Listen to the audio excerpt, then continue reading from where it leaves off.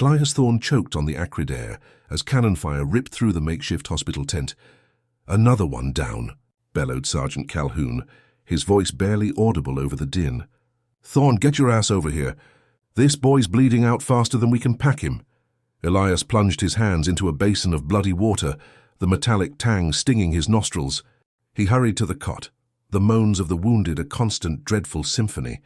A young boy, barely 16, stared up at him, his leg mangled beyond recognition.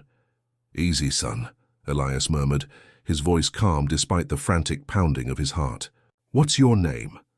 "Billy," the boy gasped, his face pale. "Billy Miller." "All right, Billy Miller," Elias said, forcing a smile. "We're going to get you fixed right up." He knew, of course, that fixing him right up meant something far more brutal: amputation. Dr. Letterman's flying ambulance, as the men sarcastically called it, was more like a butcher's shop on wheels. Efficient, yes. Merciful. Hardly. Calhoun spat on the dirt floor. "Another leg for the pile. Letterman's going to be working overtime tonight." Elias ignored him, his focus solely on Billy. "Morphine, Calhoun, and get the bone saw ready." The boy's eyes widened in fear, and Elias hated himself for what he was about to do. But it was this or death. And death in this godforsaken place was far too common. "Morphine, Calhoun, and get the bone saw ready." The boy's eyes widened in fear, and Elias hated himself for what he was about to do. But it was this or death. And death in this godforsaken place was far too common. Calhoun grumbled, but moved with surprising speed, rummaging in the chaotic supply chest. "Morphine's getting low, Doc. This Letterman's efficient system ain't so efficient when we run out of supplies, is it?" He tossed a small vial to Elias. Elias caught it, his fingers slick with Billy's blood. "Just do your job, Calhoun." He uncorked the vial and carefully dripped the liquid onto a small cloth. "This will help with the pain, Billy. Just breathe deep." Billy's breath hitched. He stared at the bone saw glinting in the dim light of the tent. Are you going to cut my leg off?" The question was barely a whisper. Elias met his gaze, his own heart aching. "I am, Billy. It's the only way to save you. That leg's gone bad, and if we don't take it off, the sickness will spread. You understand?" The boy didn't answer, but his eyes, wide with terror, were answer enough. Elias gently pressed the morphine-soaked cloth to Billy's nostrils. "Just breathe, son. Just breathe." Calhoun, surprisingly gentle for such a gruff man, held Billy's good leg steady. "Hold still, boy. This ain't going to be pleasant." Elias took a deep breath of his own, steeling himself. He'd done this countless times, seen too many young men broken and bleeding, but it never got easier. He picked up the bone saw, the cold steel a stark reminder of the brutality of their task. He glanced at Calhoun, who gave a curt nod. "Ready?" Elias asked, his voice tight. Calhoun grunted. Elias positioned the saw. "All right, Billy. This is going to hurt, but it won't last long." He made the first cut, the grating sound echoing in the small tent. Billy cried out, a muffled sob against the morphine-soaked cloth. Elias worked quickly, efficiently, his movements precise and practiced. He ignored the sweat dripping down his forehead, the nausea rising in his throat. He focused only on the task at hand, on saving this boy's life, even if it meant taking away a part of him. The sawing continued, each stroke a brutal reminder of the cost of war. Calhoun muttered under his breath, a string of curses that Elias barely registered. Finally, with a sickening crack, the leg was severed. Elias quickly applied a tourniquet, staunching the bleeding. Calhoun began to cauterize the wound with a hot iron, the smell of burning flesh filling the air. Billy screamed, the morphine offering little comfort against the searing pain. "Almost done, Billy," Elias said, his voice strained. "Almost done." He worked quickly, meticulously stitching the remaining skin over the raw stump. When he was finished, he collapsed back on his heels, exhausted. Billy lay still, his face pale and clammy. Calhoun checked his pulse. "He's alive, Doc, but he ain't got much fight left in him." Elias nodded, his gaze fixed on the bloody stump where Billy's leg had once been. Another leg for the pile. Another boy scarred for life. He stood up, his joints aching, and turned to Calhoun. "Get him wrapped up and ready for transport, and find something for him to eat. He'll need his strength." Calhoun nodded and began to clean up the mess, the metallic smell of blood heavy in the air. Elias stepped out of the tent, the sights and sounds of the field hospital washing over him. Men groaned in pain, their bodies broken and battered. The air was thick with the stench of sweat, blood and decay. He saw Dr. Letterman striding purposefully through the chaos, his face grim but determined. He was a force of nature, a whirlwind of efficiency in the midst of the carnage. Some mocked him, called him a butcher, but Elias knew that he was doing the best he could in an impossible situation. Letterman stopped in front of him, his eyes sharp and assessing. "How many today, Elias?" "6 amputations, sir. A few minor wounds. Supplies are running low." Letterman nodded, his jaw tight. "I've already sent word for more. We'll make do until they arrive. We have no other choice." He paused, his gaze softening slightly. "You all right, Elias?" "You look pale." Elias forced a smile. "Just tired, sir. It's been a long day." Letterman clapped him on the shoulder. "Get some rest when you can. You're doing good work, Elias, important work." He turned and strode away, disappearing back into the sea of wounded men. Elias watched him go, his heart heavy. Important work, Letterman had said. But was it really? Was he saving lives or just prolonging suffering? He looked around at the endless rows of wounded men, their faces etched with pain and despair. He saw the haunted look in their eyes, the knowledge that their lives would never be the same. He thought of Billy Miller lying pale and still in the tent, missing a leg. What kind of life would he have now? What kind of future awaited him? Elias didn't know. All he knew was that he had to keep going. He had to keep saving lives, one amputation at a time, even if it meant breaking his own heart in the process. He took a deep breath and walked back into the tent, ready to face the next wave of wounded men. The night was far from over. Elias didn't know. All he knew was that he had to keep going. He had to keep saving lives, one amputation at a time, even if it meant breaking his own heart in the process. He took a deep breath and walked back into the tent, ready to face the next wave of wounded men. The night was far from over. Inside, the scene was even more chaotic than before. The air hung thick with the metallic tang of blood and the acrid stench of antiseptic. More wounded had arrived, their moans and cries a constant agonizing chorus. A surgeon barked orders, his face grim, pointing to Elias. "Another femur fracture, Miller. Get him prepped." Elias nodded, steeling himself. He moved toward the designated soldier, a young man barely old enough to shave, his face contorted in pain. A crude tourniquet was tied above his mangled leg, stained crimson. "Easy now, son," Elias said softly, his voice barely audible above the din. "We're going to get you comfortable." He began carefully cutting away the soldier's tattered trousers, revealing the full extent of the injury. The bone was shattered, protruding through the flesh at an unnatural angle. Elias felt a familiar wave of nausea rise in his throat. It hurts," the soldier whimpered, his eyes wide with fear. "I know it does," Elias replied, his voice gentle but firm. "But we're going to fix it. Just try to stay still." He motioned for an orderly to administer a dose of laudanum. The soldier flinched as the needle pierced his skin. As he waited for the opiate to take effect, Elias glanced around the tent. He saw Dr. Letterman across the room, his sleeves rolled up, his hands moving with a practiced efficiency as he worked on another patient. The man was a machine, Elias thought, a tireless engine of amputation. He couldn't help but admire his dedication, even as he questioned its ultimate purpose. The laudanum finally began to work, dulling the soldier's pain. Elias began the grim task of cleaning the wound, his hands moving swiftly and deliberately. He knew that speed was essential. The longer the surgery took, the greater the risk of infection. Suddenly, a commotion erupted outside the tent. Shouts and screams pierced the night air, followed by the unmistakable sound of gunfire. Everyone froze, their eyes wide with alarm. "What's happening?" Someone shouted. A runner burst into the tent, his face pale with terror. "They're attacking the perimeter!" The rebels broke through. Panic erupted. Orderlies dropped instruments, surgeons hesitated, and wounded men cried out in fear. Elias felt a surge of adrenaline. He looked at the soldier on the table, half conscious and helpless. He couldn't just leave him. "Everyone calm down." Dr. Letterman roared, his voice cutting through the chaos. "We have to keep working. We can't abandon these men." He pointed to Elias. "Miller, finish that amputation." "Now?" Elias hesitated for a split second. The gunfire was getting closer. He could hear the rebel yells growing louder and more menacing. But he couldn't disobey a direct order. He looked at the soldier, his face pale and sweating. He had made a promise to help him. "Hold tight, son," Elias said, his voice grim. "This is going to be rough." He picked up the saw. The next few minutes were a blur of frantic activity. Elias worked with a desperate speed, his hands slick with blood.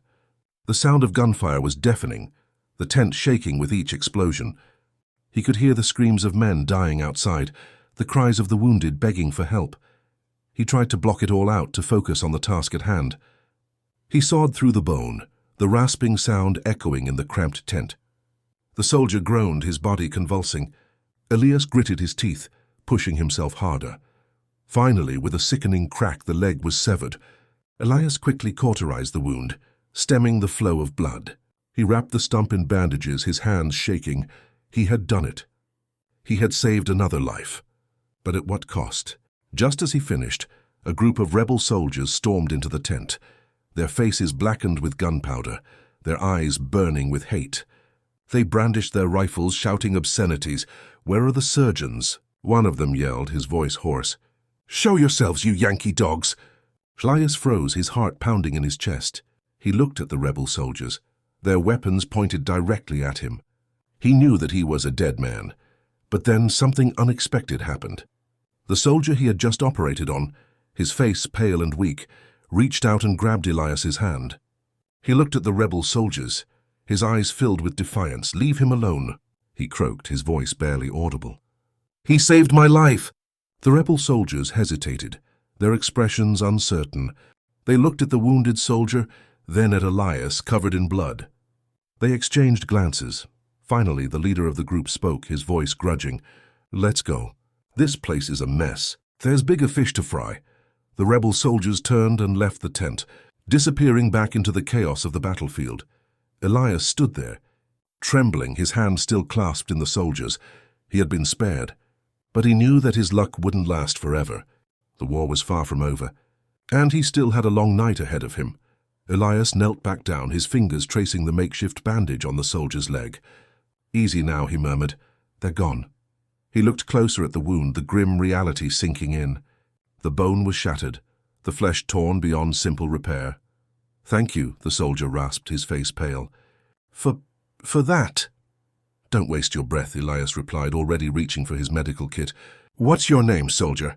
"Thomas," he managed, wincing. "Thomas Baker from Ohio." Elias nodded, his movements efficient, practiced. He poured antiseptic onto a clean cloth, ignoring the soldier's sharp intake of breath.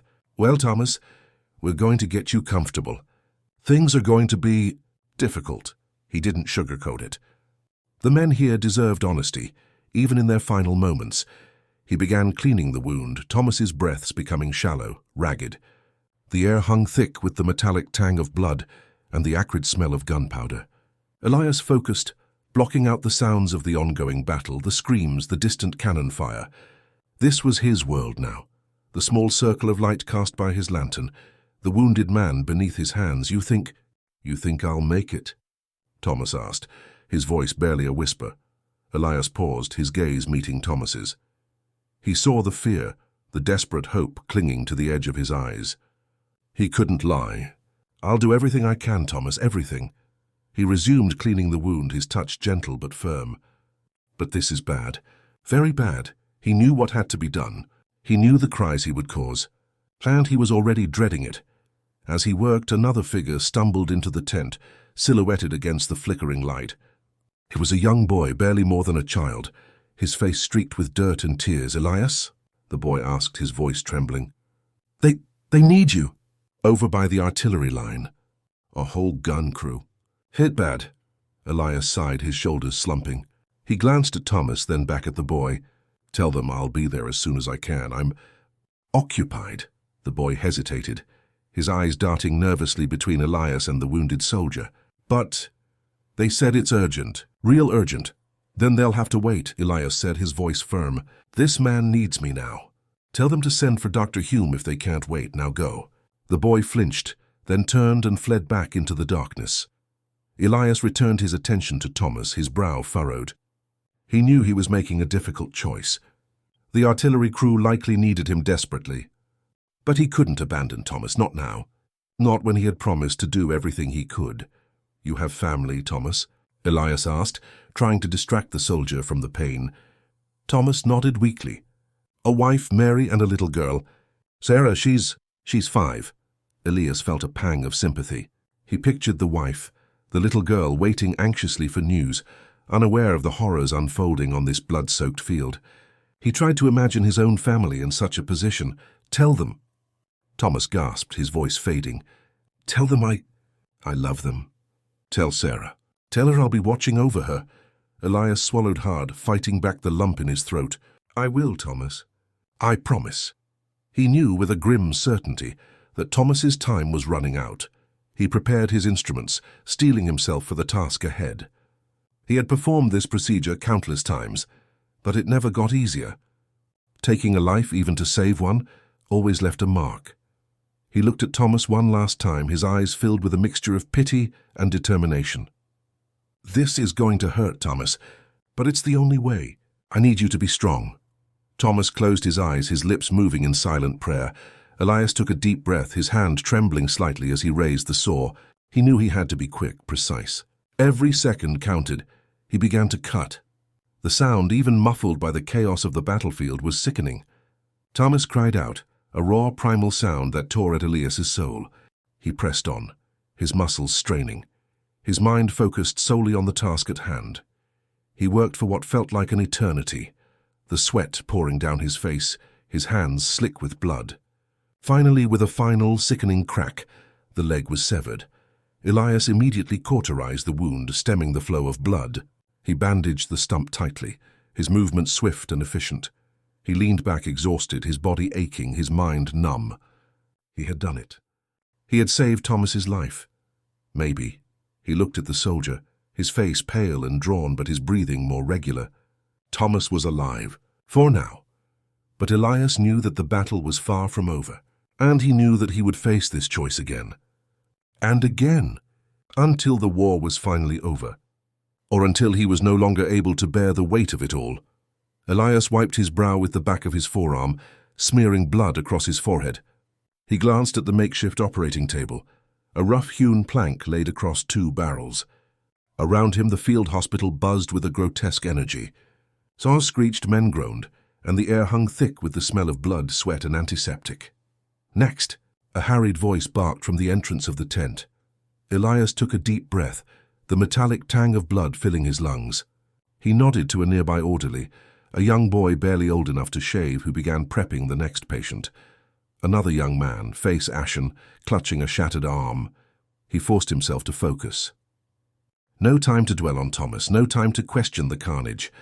Just keep working, keep saving lives. As he approached the next patient, a familiar voice cut through the din. Elias, a word. It was Dr. Letterman himself, his face etched with exhaustion, his uniform stained crimson. He gestured toward a quieter corner of the tent, a small space crammed with medical supplies. Elias followed him, his boots crunching on the dirt floor. How's the leg coming? Letterman asked, his voice low and gravelly. Amputated, Elias replied, his voice flat. He's resting now. Letterman nodded grimly. Good work. We need every man we can save. He paused, his gaze intense. But I need you to be careful, Elias. Word's getting back about our methods. Some are calling it butchery.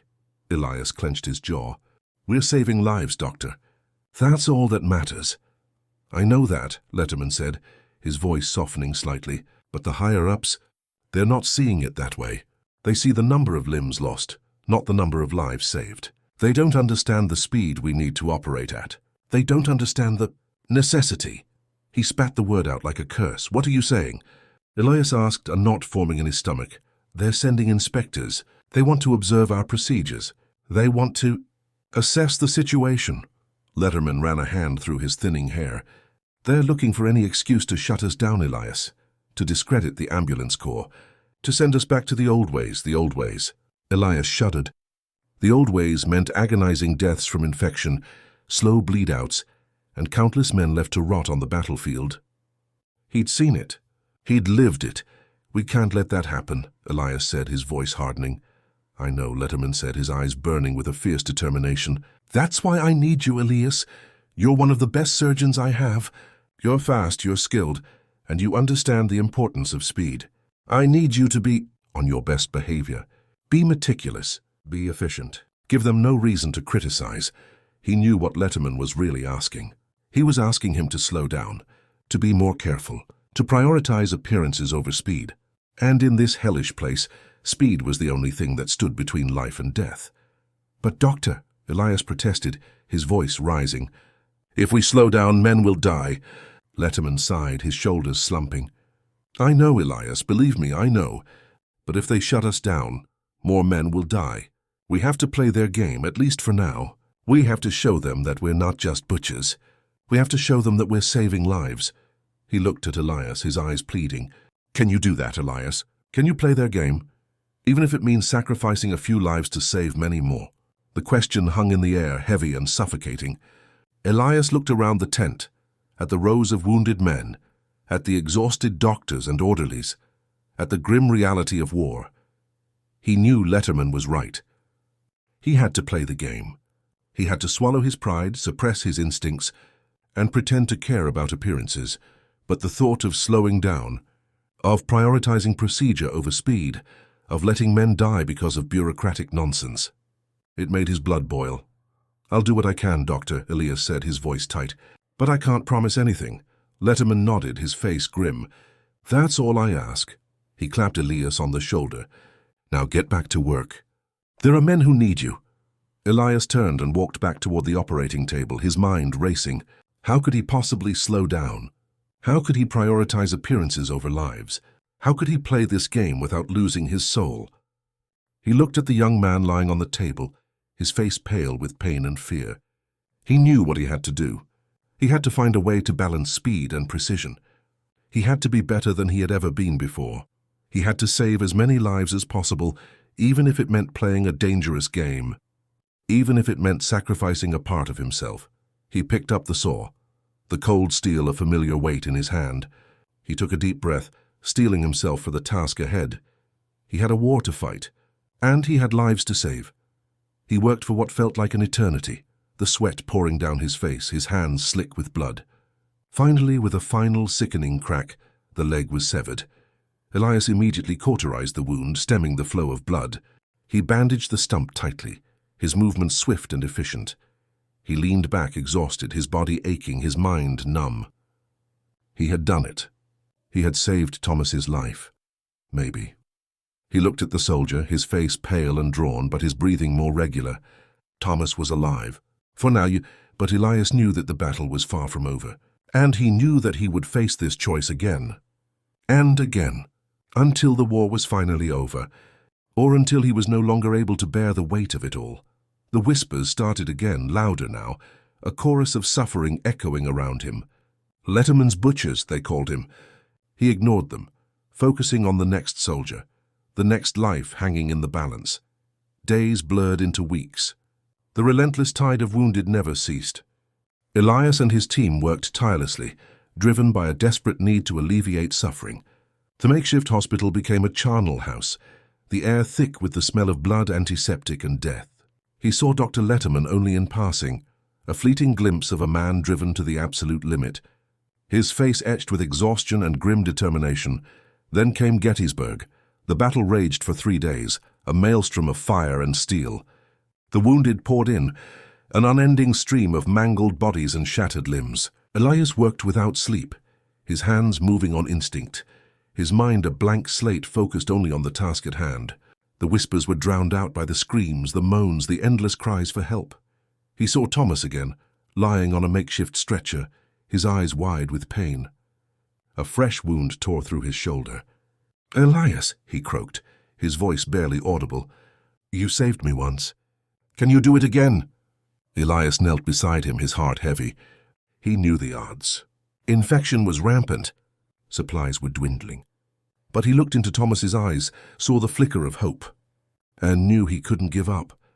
"I'll do everything I can," he said, his voice hoarse. He worked on Thomas for hours, painstakingly cleaning the wound, stemming the bleeding. He knew it wasn't enough. He needed more supplies, more time. But there was nothing more he could do. As he finished bandaging the wound, Thomas reached out and gripped his hand. "Thank you," he whispered, "for everything." Then his eyes closed and his grip went slack. Elias stared at the lifeless face, a wave of despair washing over him. He had failed. He had saved him once, but he couldn't save him again. The weight of all the lives he had lost, all the suffering he had witnessed crashed down on him. He wanted to scream, to rage against the senseless brutality of it all. But he couldn't. There were too many others who needed him. He stood up, his body numb, his spirit broken.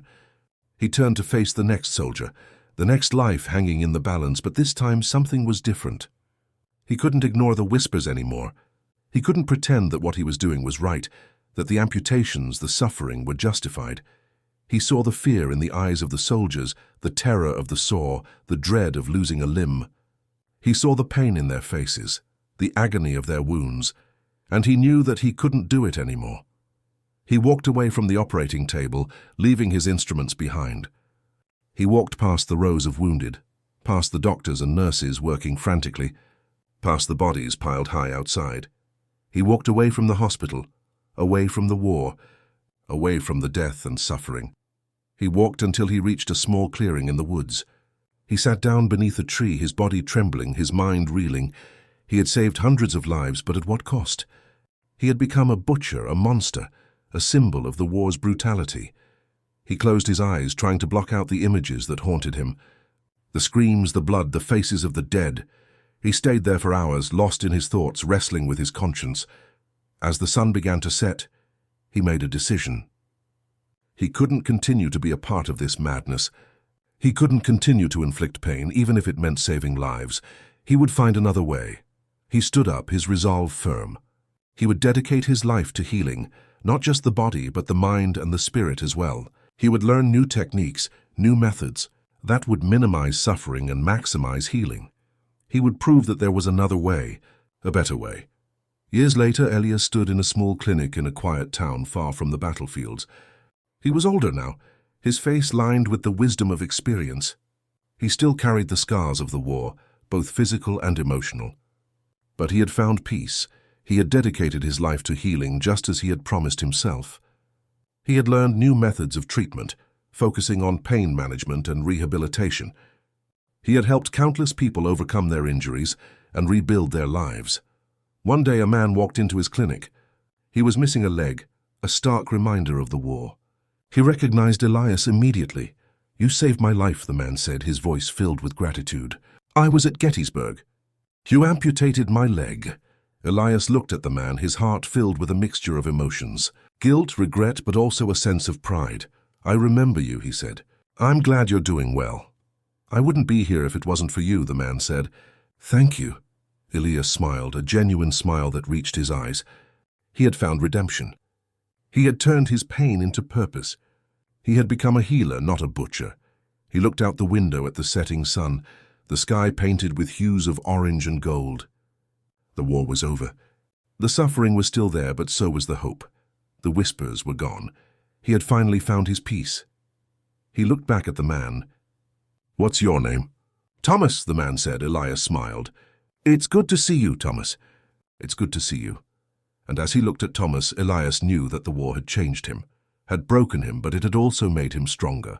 He had learned the true meaning of healing, and he would never forget it.